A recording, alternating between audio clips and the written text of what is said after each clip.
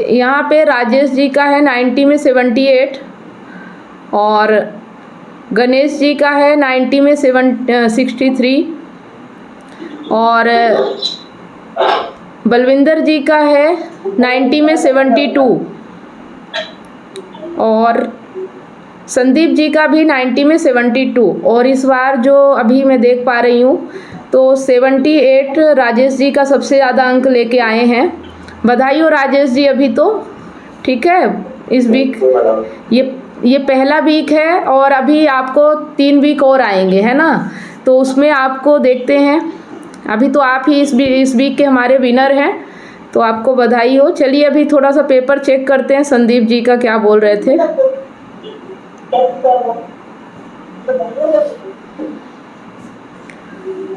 हाँ संदीप जी, आप अपना माइक ओपन कीजिए।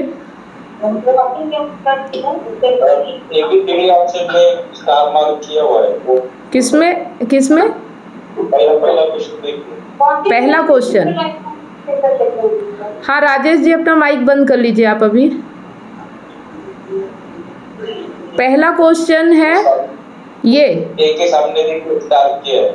अच्छा, ये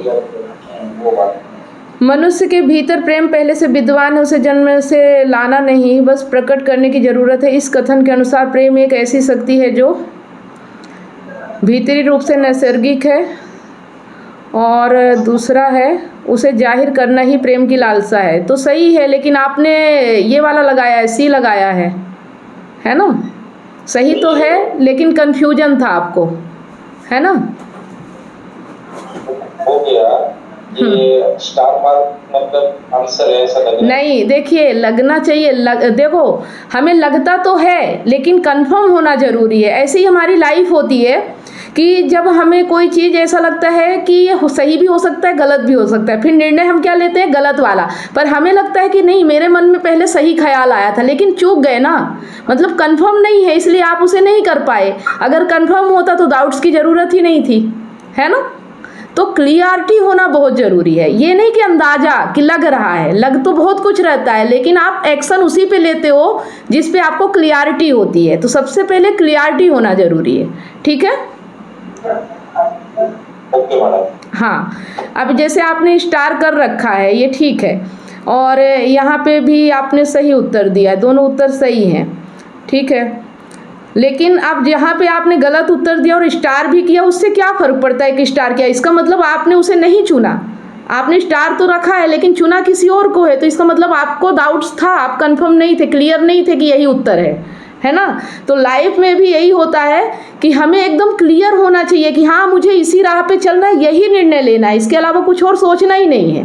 फिर ये पछतावा नहीं होता है। अभी जैसे पछतावा हो रहा, काश मैंने उसको चुन लिया होता, ऐसा होता है। ऐसे ही लाइफ में भी जब हम दिक्कतों का सामना करते हैं या हमें तकलीफ आती है, तो फिर हम कहते हैं कि काश जो मेरे मन में थॉट आ रही थी उसको पकड़ लिया होता तो आज ऐसा नहीं होता। लेकिन ये सब कन्फ्यूजन है। इसीलिए आदमी के जीवन में क्लियरिटी होना बहुत ज़रूरी है, ताकि डाउट्स जैसा कुछ रहे ही ना, शंका जैसा कुछ रहे ही ना, है ना? चलिए, तो बाकी तो ठीक है ना, अभी ज़्यादा कुछ करना नहीं, तो फिर हम बुक पढ़े, है ना? चलिए, तो ये समझ में आ गया कि स्टार लगाने से कुछ नहीं है। जो भी जवाब आपको समझ में आ रहा है, कंफर्म है, आप उसको लगा दीजिए, सही हो या गलत हो।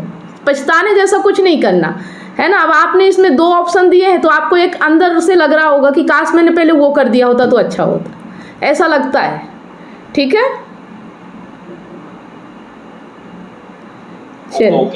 चलिए, तो अभी हम फिलहाल बुक पढ़ते हैं, जीवन की खोज, है ना?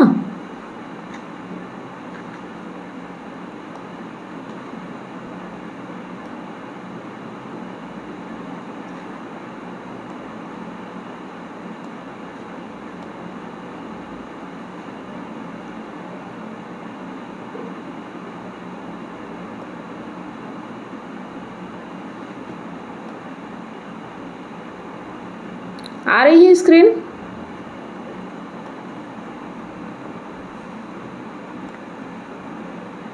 यस मैडम, दिख रही है।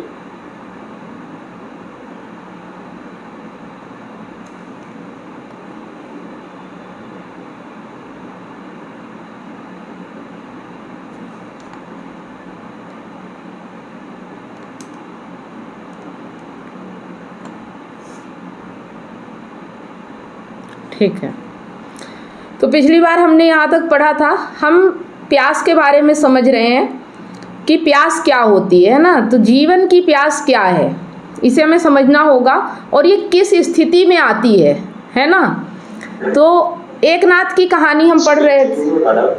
क्या बोल रहे हैं? स्क्रीन चली गई है, आई थी बीच में चली गई। 1 मिनट।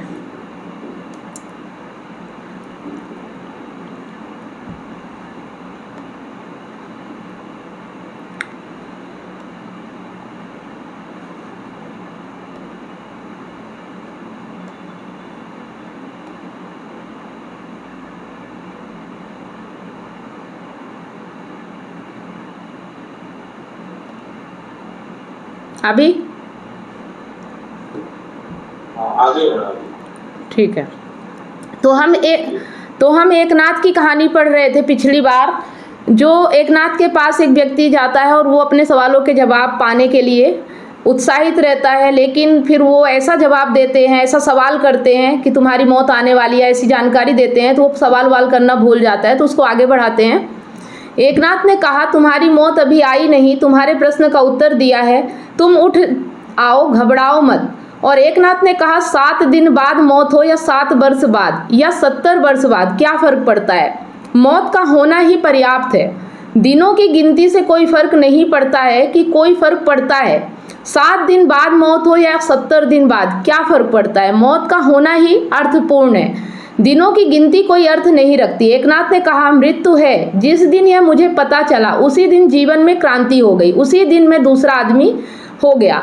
मतलब एकनाथ कह रहे हैं कि तुम्हें तो आज पता चला, जैसे कि मैंने कहा कि तुम्हारी मौत 7 दिन बाद होने वाली है, तो तुम इतना घबरा गए कि तुम सब भूल गए, है ना। पहले क्या है, इसको झांकना, उसको झांकना, पड़ोसी क्या कर रहा, ये है, सवाल जवाब, इसकी ज़िंदगी में झांकना, तुम सब करते थे। लेकिन जैसे ही तुम्हें पता चला कि 7 दिन बाद तुम्हारी मौत है, तो तुम सब भूल गए।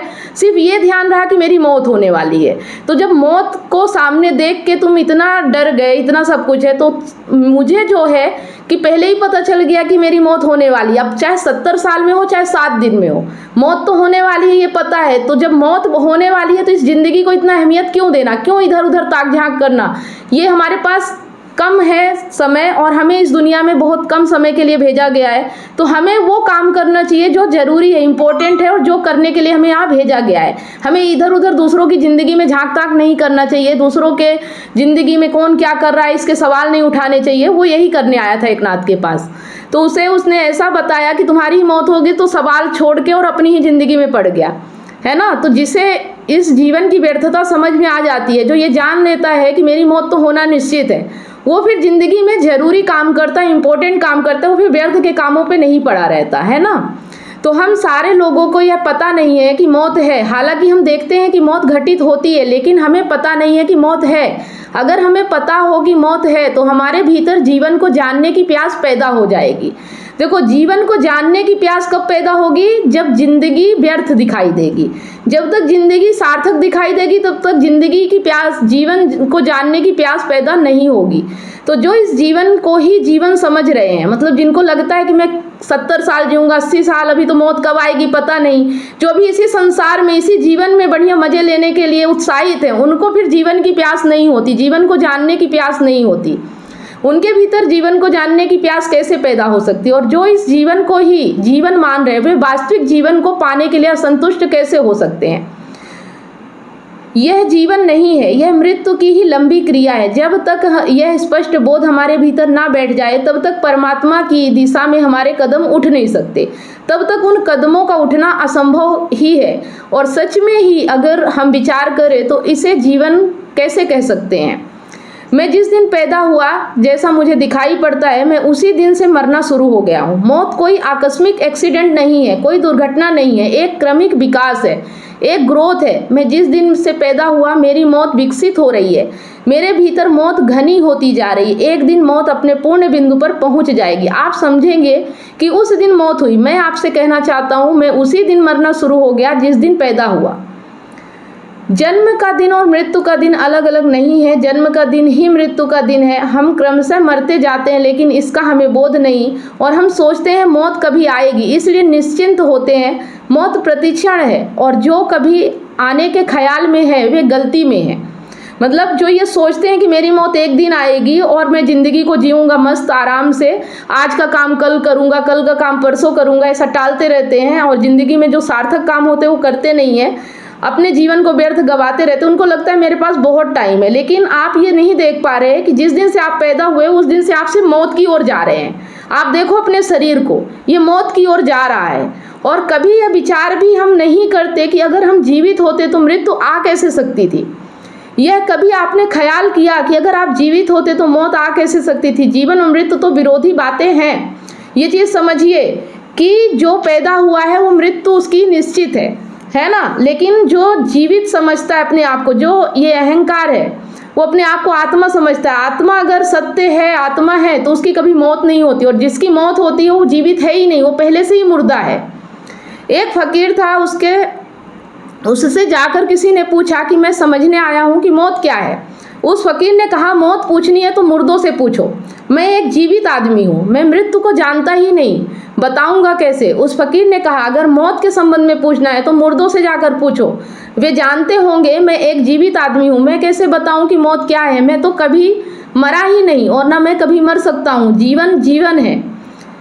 एक और मुझे स्मरण आता है, एक आश्रम में एक साधु मर गया था। बहुत लोग रोने को, दुख प्रकट करने को वहाँ इकट्ठे हुए। उस आश्रम का जो प्रधान साधु था, लोगों की अपेक्षा थी कि वह भी आएगा, लेकिन वह तो आया नहीं। सारे आश्रम के लोग इकट्ठे हो गए, कोई 500 भिक्षु थे, वे सारे लोग इकट्ठे हो गए, लेकिन जो प्रमुख था, जो गुरु था आश्रम का, वह नहीं आया। जब लाश बिल्कुल बंधने की तैयारी हो गई और लोगों ने अर्थी तैयार कर ली, तब भागा हुआ वह बूढ़ा आदमी आया और उसने कहा कि मैंने एक बड़ी आश्चर्यजनक खबर सुनी है कि वह साधु मर गया। उसने कहा, मैंने एक बड़ी आश्चर्यजनक खबर सुनी कि वह फला फला साधु मर गया। लोगों ने कहा, इसमें आश्चर्य की क्या बात है। उसने कहा, मैं भी जरा देखना चाहूँगा कि वह मरा हुआ साधु कहाँ है। वह अंदर गया, वहाँ उस साधु के मित्र सब रोते थे, उसकी लाश पड़ी थी। उसने जाकर, उस बूढ़े आदमी ने जाकर पूछा, इज दिस मैन डेड और अलाइव। लाश पड़ी थी और उस बूढ़े ने जाकर पूछा, यह आदमी जिंदा है या मरा हुआ। देखिए, वो सवाल इसलिए कर रहा है कि वो जानना चाहता था कि जो मरा है वो कौन है। अगर जो मरा है वो जीवित था तो मरा कैसे, और जो मर ही गया है वो जीवित कैसे था, तो वो तो मुर्दा था। तो ये चीज़ें उसके मन में सवाल थे, है ना, क्योंकि सत्य जो होता है उसकी कभी मौत होती नहीं है। एक मिनट, लेकिन जिसकी मौत होती है वो सत्य है नहीं। तो लोगों ने कहा, यह भी कोई पूछने की बात है, अर्थी बंध रही है, श्वासें समाप्त हो गई है और लाश आपको दिखाई नहीं पड़ती। उसने कहा कि मैं बड़ी मुश्किल में पड़ गया हूँ। मुझे तो यह दिखाई पड़ता है कि जो जिंदा था वह अब भी जिंदा है, जो मुर्दा था वह अब भी मुर्दा है। दोनों का संबंध टूट गया है। इस आदमी के भीतर जो जिंदा था वह अभी भी जिंदा है, और जो मुर्दा था वह अभी भी मुर्दा है।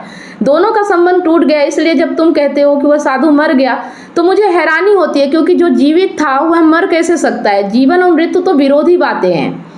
जैसे अगर मैं आपसे पूछूं कि सफ़ेद रंग क्या काला रंग भी हो सकता है, तो आप कहेंगे सफ़ेद रंग काला कैसे हो सकता है, और काला हो जाएगा तो सफ़ेद नहीं रह जाएगा, और सफ़ेद रहेगा तो काला नहीं हो पाएगा। सफ़ेद रंग है, काला रंग है। मृत्यु मृत्यु है, जीवन जीवन है। जीवन कभी भी मृत्यु नहीं हो सकता और मृत्यु कभी जीवन नहीं हो सकती। और इसीलिए जब अंत में मृत्यु आती है तो समझ लेना चाहिए कि जिसे हमने जन्म समझा था वह जीवन का प्रारंभ नहीं था, मृत्यु का ही प्रारंभ था। क्योंकि जो प्रथम में होता है वही अंत में विकसित हो जाता है, जो बीज में होता है वही वृक्ष बन जाता है। मृत्यु अंतिम वृक्ष है। तो जन्म में मृत्यु का बीज छिपा होगा। जन्म जीवन का प्रारंभ नहीं, वह मृत्यु का ही प्रारंभ है। फिर जीवन क्या है, इसे ध्यान से समझिएगा। उस जीवन के प्रति प्यास तभी पैदा हो सकती है जब हमें यह स्पष्ट बोध हो जाए, हमारी चेतना इस बात को ग्रहण कर ले कि जिसे हम जीवन जान रहे हैं वह जीवन नहीं है। जीवन को जो जीवन मानकर कोई व्यक्ति वास्तविक जीवन की तरफ कैसे जाएगा। मतलब जीवन को ही जो जीवन मान रहा है, जो ये मृत्यु है, इसे ही कोई अगर जीवन मान रहा है तो वह वास्तविक जीवन की ओर कैसे जाएगा। जीवन जब मृत्यु की भांति दिखाई पड़ता है तो अचानक हमारे भीतर कोई प्यास जो जन्म से सोई हुई है, जाग कर खड़ी हो जाती है, हम दूसरे आदमी हो जाते हैं। आप वही है जो आपकी प्यास है। अगर आपकी प्यास धन के लिए है, मकान के लिए, अगर आपकी प्यास पद के लिए है तो आप वही है, उसी कोटि के व्यक्ति हैं। अगर आपकी प्यास जीवन के लिए है तो आप दूसरे व्यक्ति हो जाएंगे, आपका पुनर्जन्म हो जाएगा। जैसे ही आप इस जीवन को जानने की चेष्टा रखते हैं, जैसे ही आपको ये जीवन व्यर्थ दिखाई देता है, उसी वक्त आपका दूसरा जन्म होता है। मतलब जो पहला जन्म होता है वो तो मृत्यु का ही एक वो है, मार्ग है जो आगे बढ़ रहा है। लेकिन आपका जन्म तब होता है जब आप इसे जानने की प्रक्रिया में चलते हो। तो आज के दिन आकांक्षा कैसे पैदा हो, उस सिलसिले में मैं यह कहना चाहता हूँ कि जीवन का भ्रम छोड़ दें और जिसे जीवन समझ रहे उसे मृत्यु की भांति देखना प्रारंभ करें। और यह कोई मेरे कहने से नहीं, अगर किसी के कहने पर प्रारंभ किया तो झूठा होगा, थोथा होगा। आप खुद ही देखें, आंखें खोलें और देखें कि ये जहाँ इतने लोग बैठे दिखाई पड़ रहे हैं, इसमें आपको मुर्दे दिखाई पड़ते हैं, जीवित लोग दिखाई पड़ते हैं। यह जो सारी सड़कों पर लोग जा रहे हैं, ये जीवित लोग हैं या मरे हुए लोग हैं? अगर आपको ये जीवित लोग दिखाई पड़ते हैं तो फिर धर्म के विचार को छोड़ दे, सत्य के ख्याल को छोड़ दे। फिर उसमें अभी आपके जाने का मौका नहीं आया है, अभी भूमिका नहीं बनी। और अगर आपको ये मुर्दे दिखाई पड़ते हैं तो आपके जीवन में क्रांति का क्षण करीब आ गया, भूमिका तैयार हो गई है। बात समझ में आ रही है कि अगर आप जिन लोगों को देख रहे हो अपने आसपास, और खुद को भी देखो कि क्या आप जैसा जीवन जी रहे हो, क्या वो वास्तव में जीवन है कि आप मृत्यु की ओर जा रहे हो? अगर आप इसे समझ लोगे तो फिर पता चलेगा कि वास्तविक जीवन क्या है। क्योंकि जब आपको ये पता चल जाएगा कि मेरी मृत्यु कभी भी हो सकती है, क्योंकि मैं मृत्यु की राह पे चल रहा हूँ, तो फिर आप वास्तविक जीवन जियोगे कि जो पल मुझे मिला है उसे मैं कैसे जीऊँ, इस पल को कैसे आना। इसीलिए सभी लोग कहते हैं, जो भी सत्य की खोज में आगे बढ़े हैं या अपने आप को जानने की खोज में आगे बढ़े, वो हमेशा यही कहते हैं प्रेजेंट में जियो, वर्तमान में रहो।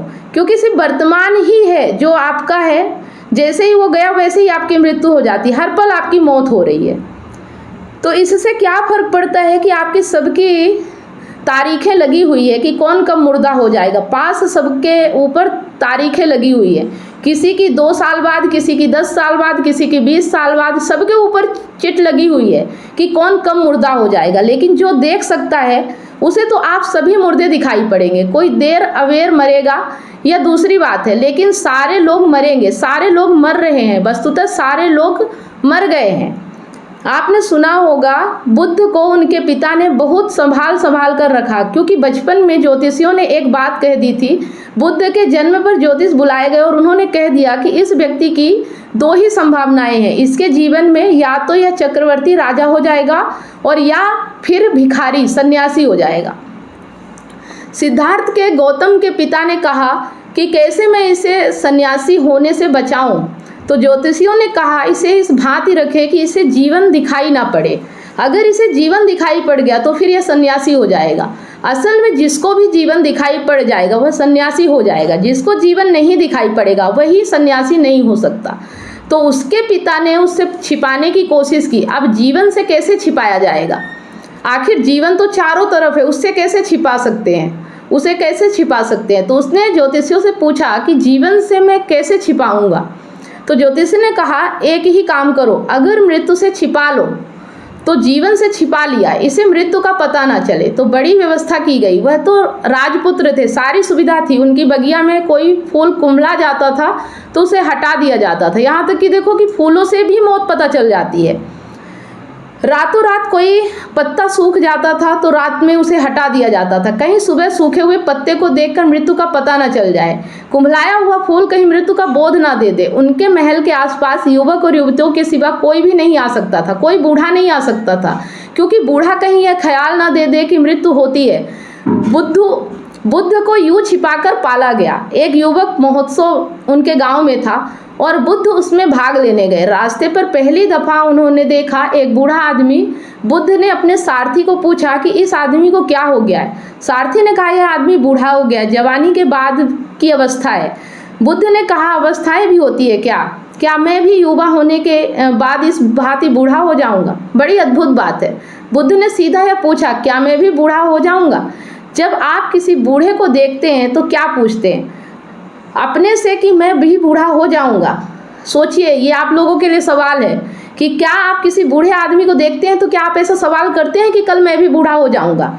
आप सब ये सब नहीं करते, कोई भी नहीं करता, ये ख्याल भी नहीं आता। हम तो सोचते हैं कि हम जवान हैं और हमेशा ऐसे ही रहेंगे, क्योंकि इस भ्रम में रहते हैं कि हम कभी बूढ़े हो ही नहीं सकते। और अगर हमें लगता भी है कि हो जाएंगे ना, तो भी एक ये रहता है कि मन उस पर विश्वास नहीं करता। हमेशा मन यही कहता है कि मैं जैसा हूँ ऐसा ही रहूँगा। इसीलिए तो हम सजते हैं, संवरते हैं, इतने सारे प्रयत्न करते हैं, प्रयास करते हैं अपने आप को बचाए रखने के लिए।